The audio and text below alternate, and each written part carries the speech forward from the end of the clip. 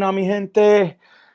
We're 24 hours before Copa America by the time this thing hits, right? So I had to bring in my good friend, my boy, Andy Deossa, to come help me talk about Copa America right on the eve of the day. All right? What's going on, Andy? How you doing, bro? What's going on, man? Happy to be here. You know, we've been talking about how excited we are for this tournament, and it's finally time, man. So I'm just pumped to get this thing started.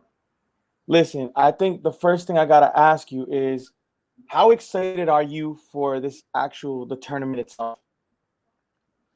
It's super exciting, man, because I remember back in 2016 when they had the Copa America Centenario in the States, and the excitement of being able to go around and see these different teams and see these different players. I mean, I understand a lot of these players were maybe at a little bit more of a height in terms of their prime. I mean, that was almost 10 years ago at this point, but it was fun. I still remember I went to a Chile Bolivia game. I think it was the first game I went to, and I was just like a little kid, so excited to see players that we've watched over years, watching them live in the States. So, man, it's just going to be the same thing. And yeah, I can't wait. I can't wait to get on the road and go to these games, man. All right. Since I know you're a busy man and I know you got to start traveling around for Copa America, I'm going to get right into it. All right. The friendlies are now done and Copa America is set to begin in 24 hours. So we got the 16 sides that will be taking part in the competition, and we're pretty much just going to rank them based on current form, history. And so, yeah.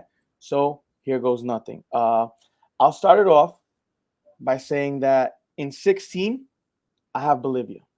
Okay. Bolivia, they've been eliminated in the group stage in the last three competitions, and I've won just one game in the competition since 1997. On top of that, away from home, they're simply put just not good. So the last time they won away from home, a competitive match away from home, was in 2015. So that's just my take on Bolivia.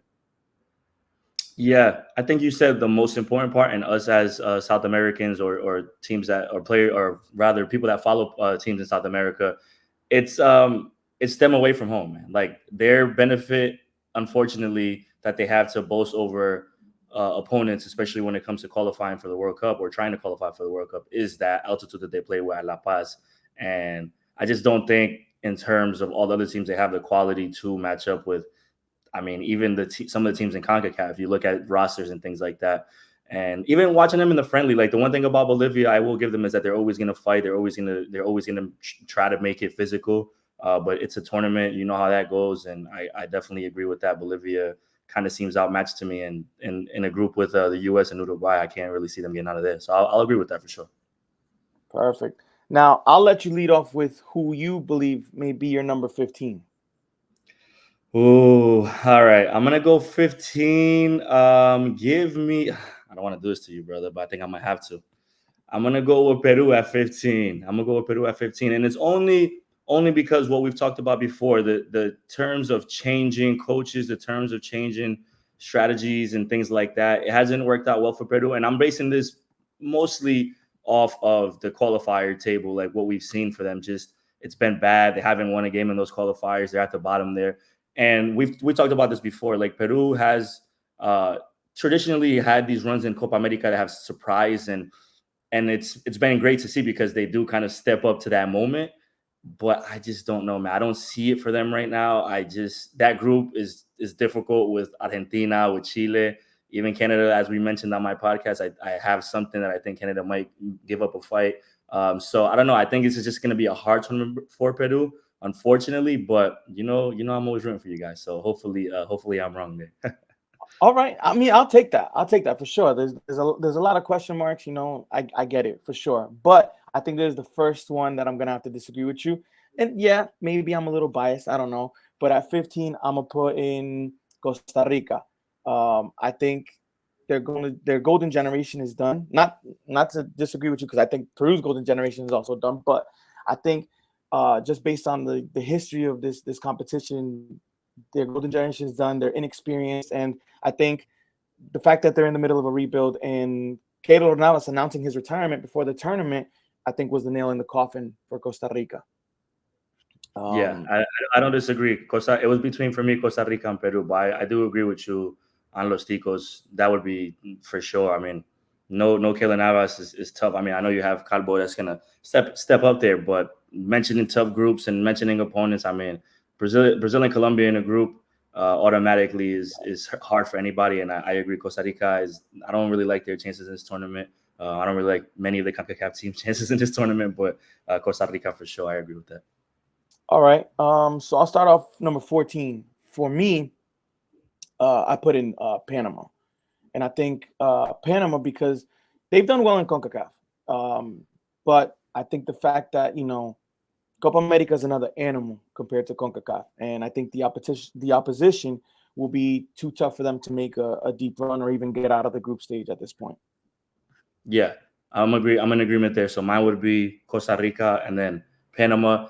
I am biased. I'm very excited to see Coco Carrasquilla. I mean, I think he is one of the most underrated players in MLS, and he's just such a good soccer player. But that team in general just doesn't have enough. I mean, I think sometimes when you get into tournaments, it's very hard to judge. But like for past World Cups, you've seen teams like Costa Rica kind of shock and make a little bit of a run, and maybe some CONCACAF team will take something for a storm, but it doesn't look likely for me that there's many scenarios that they'll be able to really do anything in this tournament at all.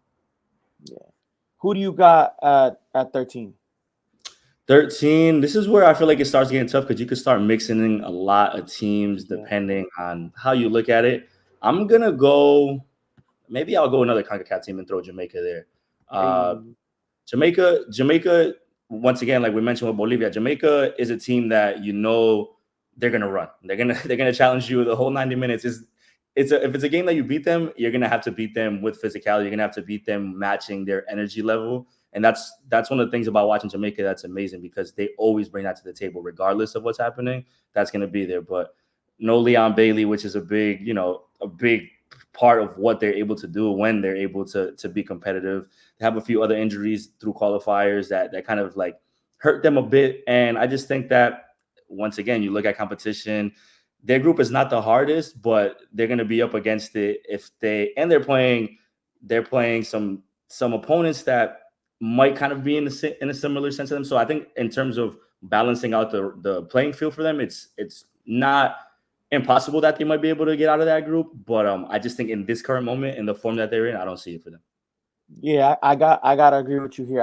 I had Jamaica at 13, and I think based on what you said, the Reggae Boys, they've convinced many eligible players that were born in England and elsewhere to come and join them, and they've obviously stepped it up. Although, yes, this group B is doable. I still think the other opposition in this group is a bit better than Jamaica right now at this moment in time. Who do you got at 12? 12. Oh, man. Let me go with Paraguay. Okay. Let me go with Paraguay. Once again, looking at the group, obviously it's going to be very difficult for anybody to get points in that group because of Colombia and Bolivia.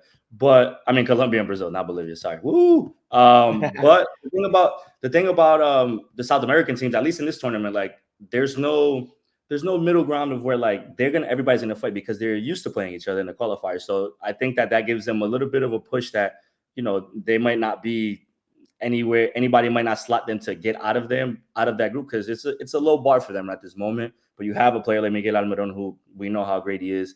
And they don't have a bad team. I just think that they're just outmatched in that group. They're gonna be another one of those teams that will attack and will show some qualities, but I just think that it's not in the cards for them.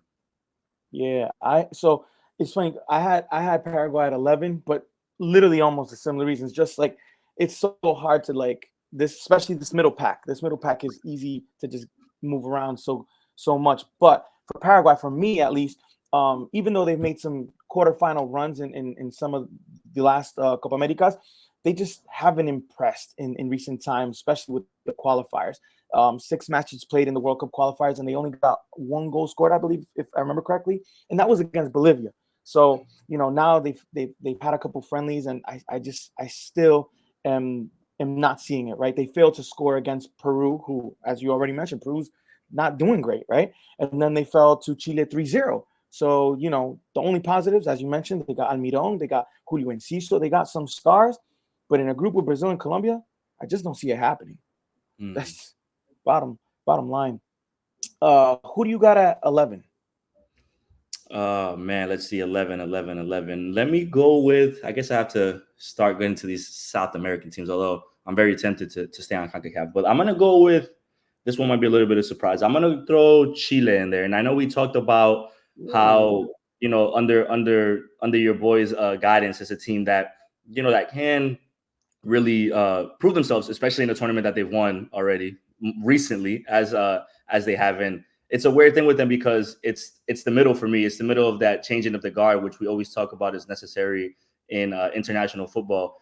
But I don't know if that team, this current edition of Chile's team, will be enough to, I guess, propel them in the tournament. Like, I do fully expect them to have a good tournament, but once again, like I mentioned, to me, that's the hardest group. So that's gonna, if Canada is able to fight and steal a point or whatever against Chile, I don't even want to say steal, because at this point, who do you have, I guess, being the favorite? But then you start looking at the schedule. Like, their second game is against Argentina, so depending on what happens in that first game against Peru, the Argentina game is pivotal, and then you end with Canada. So sure, they have a chance to impress. And Ricardo Gareca deserves praise because we know how good of a coach he has been in the past and how he is. But I don't see Alexis Sanchez in this tournament being the guy that's going to propel this team to like a run in the quarterfinals, semifinals. So I'm going to throw them in there, but I am fully surprised. I'm fully prepared for them to shock me and make me look crazy. All right. You know what? This is one where we're kind of, me and you have a difference in opinion, and I think that's great though. So I had said that I had a Paraguay in 11. So let me go back and mention at 12, I actually had your boys. I had Canada. Mm-hmm. And for me, it's because aside from the fact that, they topped the qualification table in 2022 to make it to the World Cup, and they were great. And then after that, I feel like they haven't been as convincing as they were at that point. They obviously do have stars. They do have a good team. And it's not impossible to make it out of that group, right? All you got to do is take care of Peru, who's on the down, Chile, who's on the rise a little bit, and then you can make it through. Argentina, obviously, going to be tough. But, yes, I agree that group is going to be tough. So who do you got at 10 now? Yeah, Canada's there for me. As much as I give them props and think that they will be able to kind of surprise people a little bit in this tournament.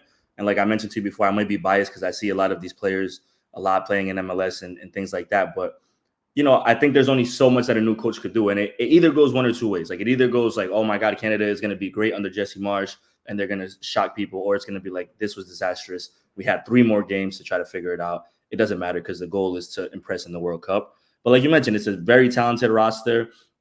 And once again, it goes down to how those games kind of fall in that group and who you're playing when.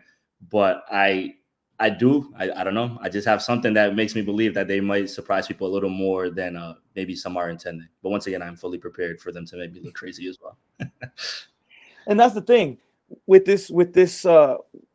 us doing this. It's like it can go both ways, right? Now, yes, as you guys see at number 10, I put Peru. And yes, this is me still being a little biased, and I get it. Even I've spoke so many bad things about Peru recently that I know, but there's still that little hope inside of me. Why? Because historically, Peru has been so good in this tournament.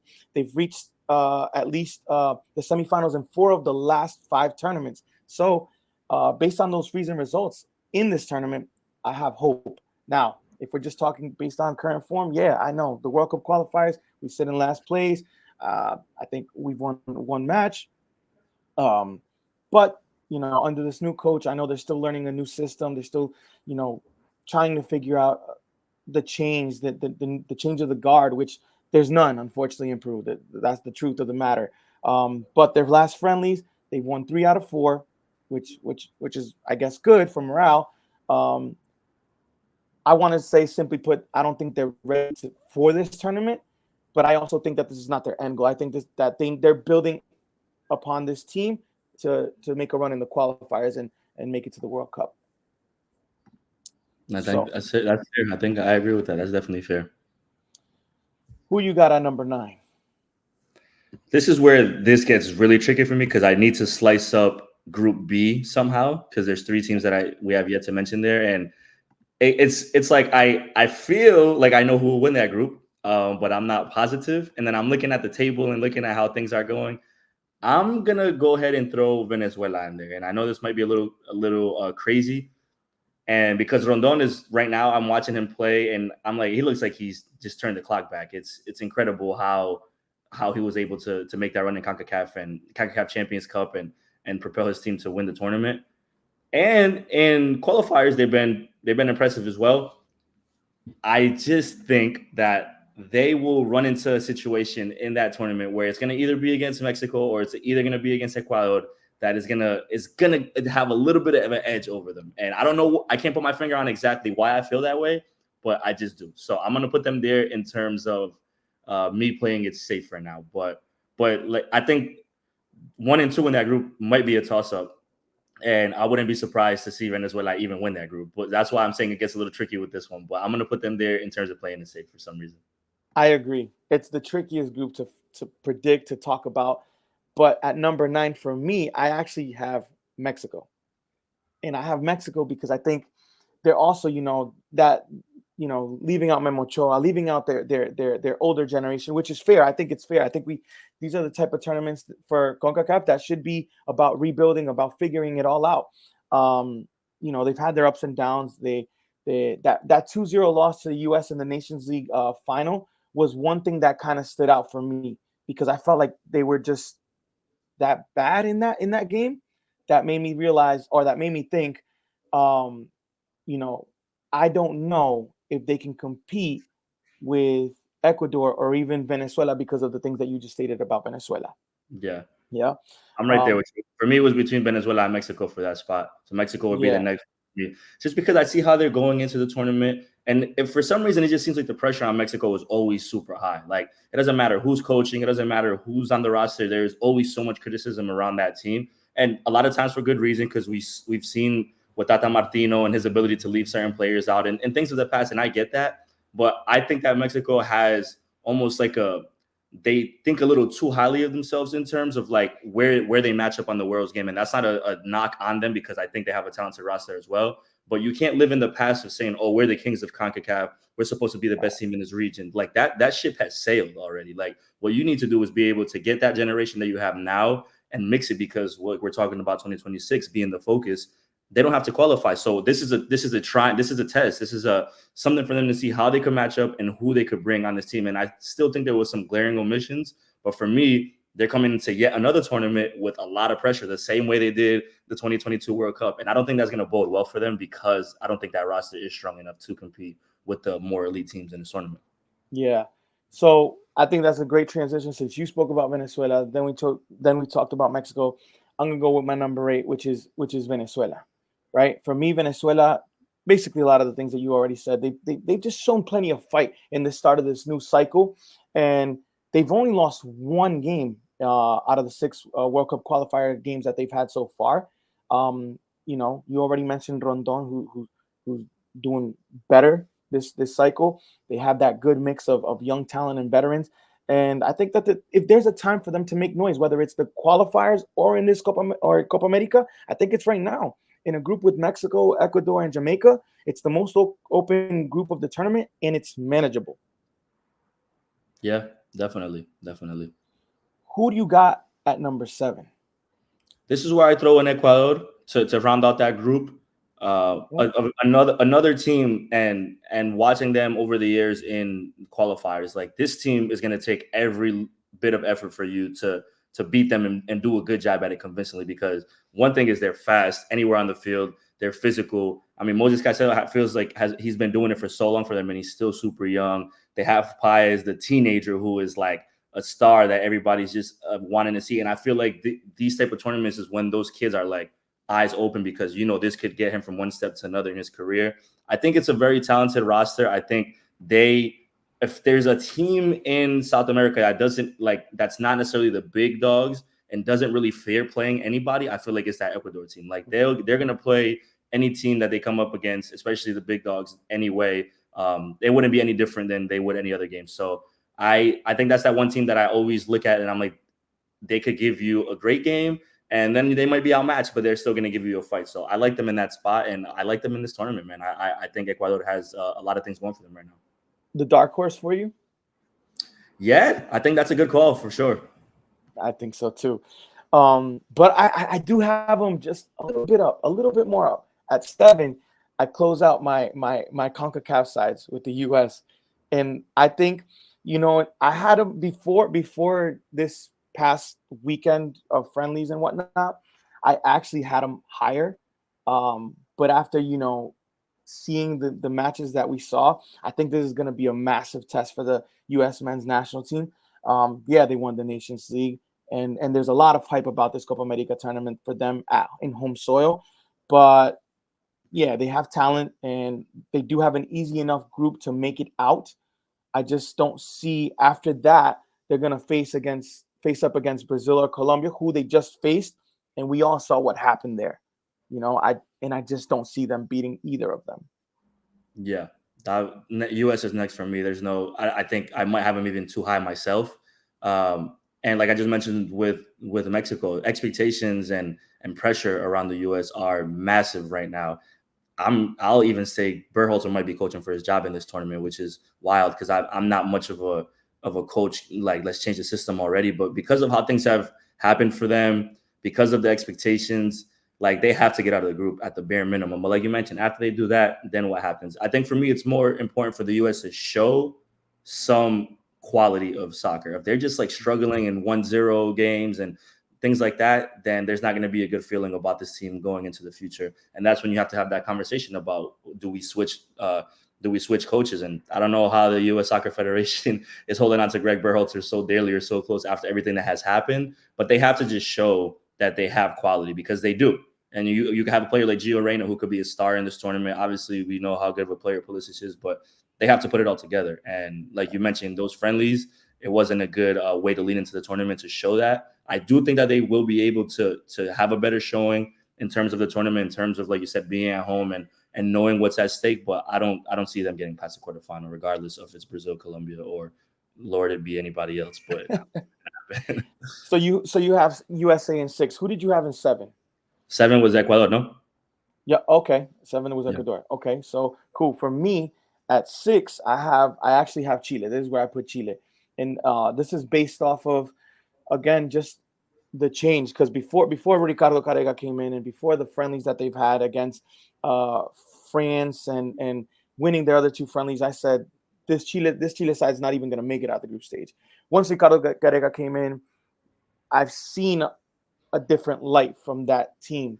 And knowing what the little bit that I do know, because he coached Peru so well, is I know that he's so good at squeezing out the last bit of juice out of every single player, the veterans, right? The veterans. So now you have Claudio Bravo, Alexis Sanchez, who I think are showing a new breath of fresh air with under Gareca. And I do think that the mixture of the players that are coming in, they could definitely beat Peru, and they could definitely beat Canada to make it out that group stage. Yeah, I mean, I said it in my part. Like they have a way of shocking in this tournament, and I would not be surprised if they do it again, man. Somehow, some way, because coaching goes a long way, and when you have somebody like that, it's a good look. And they won the Copa America twice in the last decade. They've done it already, so it's not new. It's not new to them. There's that. So who do you have at number 5? Am I at 5 or at 4? Because did I skip a team? I feel like I was at 4 for some reason. Did you skip a team? I don't know. might. You said USA was number 6 for you, right? I thought I had them at 5, but either way, I feel like I only have 4 teams left on my list as I'm doing this virtually. I'm gonna say I'm at 4 because I think I got everybody. Okay. I'm gonna go with Brazil, and this is when you get into the moments of who are the favorites, who are the big dogs, and off of history, we could always slot Brazil to be there at the end, and teams might get amped up, and I don't know what Ronaldinho was doing in the media, trying to get him wild, like get him ready, or I don't know what's going on there. But we'll talk about the facts that they had not been very convincing in qualifiers for the World Cup, and there's just something missing there. Like we talked about, maybe it's leadership, maybe it's experience. Granted, great team, front to back, any position, probably off the bench has players that would start in any other country. I just don't think when you look at this tournament and how they line up, I don't think that they have it to win it. And that's like nitpicking, because they could be in the semifinals, they could be in the finals without a doubt. But I was very high on that team in the 2022 World Cup, and I think that the way that kind of had transpired and what has happened since then, I see it taking a little bit of time for them to get back up to that pedestal where everybody always has them. I think we're finally agreeing again. And I think, I actually think that from here on out, we're going to agree on every single one. I think so. Yes, but yeah, Brazil, I think, is in this weird state of limbo, right? Ever since Dieter left, they went through 2 interim coaches. Now they have a coach that is inexperienced at national team level. And he has I want to say he has no leader that's gonna lead that side, right? There's no Thiago Silva no more. There's no Neymar, and the question is Vinicius Jr. gonna be the leader for this team? I don't see it yet. I don't see it yet, right? Like you mentioned, talent everywhere on the field, front to back. I just, I'm excited to see them though, because I want to see how good they can do without a leader. These young, talented players that they do have, obviously speaking about Endrick, the 17-year-old who scored against England, who scored against Spain. They have the talent to go through, obviously, but the question is, can they put it all together, and can they beat an informed Colombia to top the group? That's my question for them. Now, who you got at number 3? Let's see. Oh, I'm gonna put Colombia there. I don't want to get too deep into the bias. I'll put Colombia there just because my one fear is that we don't produce the way that we should. And I don't think that's going to be the case in this tournament, because scoring should not be a problem with the amount of talent. But I still have a little bit in the back of my mind that Néstor Lorenzo might just keep counting on Borré, and then then the formations get mixed up. Like we saw through the friendlies, they have these last 2 friendlies that they have so many players they could put up top. I just think that they need to figure out what's their best, I guess, formation and stick with it almost. And I still think that there's something about Néstor Lorenzo that he doesn't have that. That being said, I still think that Colombia has a very realistic chance of winning this tournament because of the talent they have both in that starting 11 and off the bench. And my thing for Colombia is, maybe this is not talked about or overlooked, like Néstor Lorenzo has, I think, experience of knowing how to have to play these tournaments, being with Peckerman and being in that coaching staff and watching what he did with Colombia when he was in charge. I think that's going to go a long way, because Néstor Lorenzo, for me, has been able to make great subs and great adjustments at halftime and throughout games. That's what keeps me confident. I just hope, for his sake and for our sake, that he is smart about who he selects to be in that attacking third or in that offense, because there's a lot of options. And I think as Colombians, we go into it every game and we're like, who's it going to be? And then we always are like, yeah, we knew it was going to be like these players, but like I just hope that he's dynamic enough to make the right choices. But I'm going to put them there because it, to me, is neck and neck with them in Uruguay. But okay, I'll put them at 3. All right. I thought we were going to agree. I guess we didn't. I actually have Colombia at number 2. And the reason why is basically their form, man. I really do like Néstor Lorenzo. I told you this before off air. The fact that they're on a 23 match unbeaten run, they have a great mix of experience and young generation that's coming through. Lucho Diaz is, after seeing him live, that man is quick. The intricate passes that they played with Richard Rios James, Arias, and Lucho Diaz just switching over, I think, was phenomenal. And if I'm gonna be daring and say that Colombia is playing the best football out of South America at this moment in time, right? And now I got this little fact for you. In the history of soccer, there's been 4 teams that have gone on unbeaten runs twice, right? Algeria, Italy, Argentina, and Colombia now are on their second unbeaten run. They had an unbeaten run back in 92, 94. Now, every time these countries are on their second unbeaten run, they've always surpassed that first unbeaten run, okay? Now, Colombia, that first unbeaten run, if I remember correctly, it was 27 games in between 92 to 94.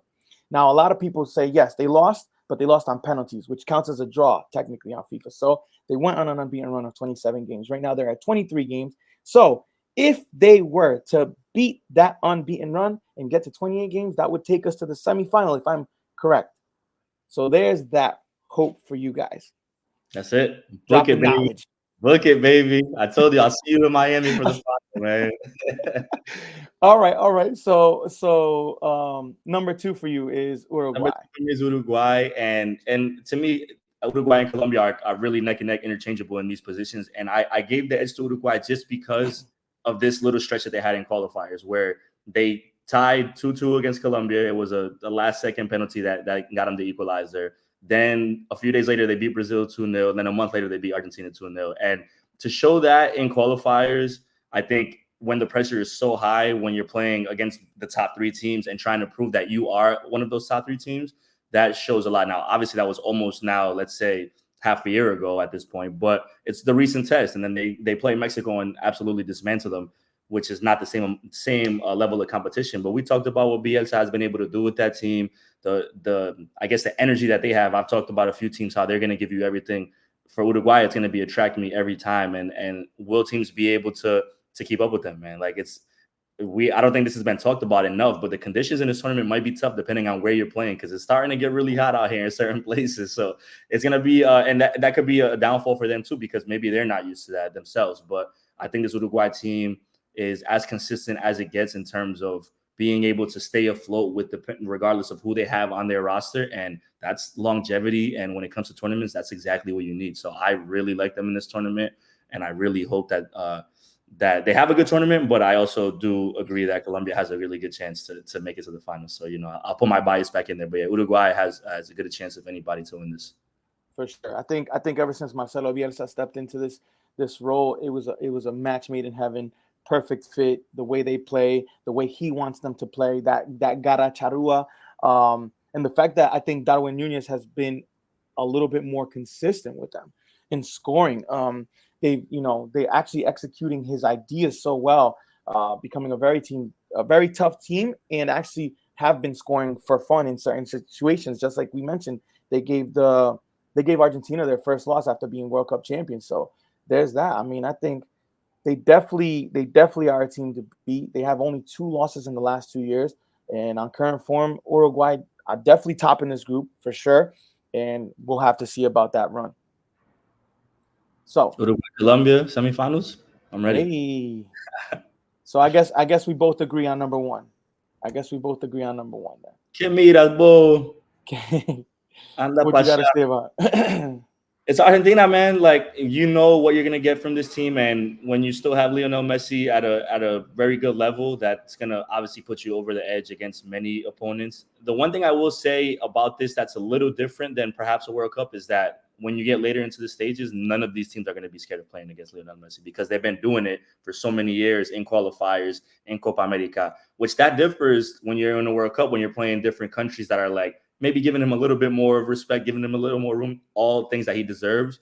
But that's the only thing to me that's like, listen, man, it's South America. Like, Bolivia is going to play Argentina tough. Like, it doesn't matter who it is, 1 through 16. So that's the one thing I will say. But at the end of the day, reigning champions, a squad, and I love the point that you brought up the other day is like it being a last dance for Messi and for Di Maria with that national team. Like, they're gonna do all they can to kind of go out on top. And I don't know, man, winning that World Cup, it alleviated so much pressure. Obviously, they got Copa America too. Like, I feel like we might see even more impressive version of Argentina in this tournament, knowing that they're not necessarily trying to live up to these expectations anymore. They're just trying to go out, have fun, and do it again. So Argentina, I fully expect them to be in the final when it comes down to the end. But yeah, hopefully somebody will dethrone them. That's all I'll say. I mean, yeah, listen, reigning world and Copa America champions, there's no doubt that they remain the favorites. There's no reason why you should take them off that pedestal at the very moment.